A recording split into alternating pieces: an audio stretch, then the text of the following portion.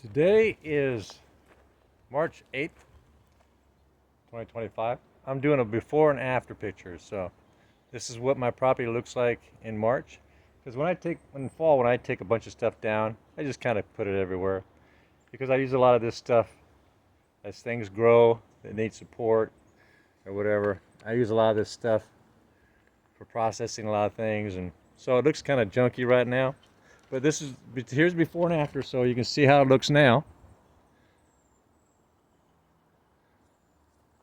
Hot tub. I've actually been using that to store rainwater lately, but I'll be in it sometime in the summer probably. So this is what it looks like right now. All that moss that grows. Yeah, this is how it looks now. Yep. Kind of junky, right? Just a little bit junky. Yep. For now. So a little bit junky. But when I get done, gotta support that fence back up. It was falling the other way, so I put the wood up and now it's falling the opposite direction. Yeah, need to replace that fence. Gotta have money to do that. Wood got so expensive, I said, you know what? I'm just gonna prop this fence up until that wood gets more reasonable price. So, and that is how the property looks. So before, and then I will show you after. Yeah, it looks so beautiful back here in midsummer. It's just amazing transformation that I do. It's amazing to me. It's like, dang, did I do that? Oh yeah, it took me 100 hours. Non-stop work. And so I got a lilac bush over there. I got one growing, a couple down there. And so here's here's my rainwater. I'll be using that for my starter plants. That's the side view. More stored stuff. There you go. It's gonna look all different. I use the sand for different projects. It's my sand. And that's kind of it, right?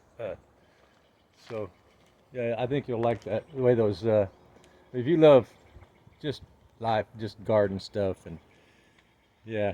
So you remember that how that grapevine looks. Yeah. So I got blackberries that's growing all along the fence. Those are all blackberries growing along that fence. And those back there are blackberries in the rows there. They grow wilds, but I tame them. They're hard to tame, but you know what? I got a freezer full of those blackberries. I eat them regularly. Yeah, I even go to neighbors' houses and around the side streets and pick blackberries because they don't produce enough to get me through the winter until the next blackberry season comes on, until more are ripe. So yeah, I'll be touching up my shit little barnyard shed.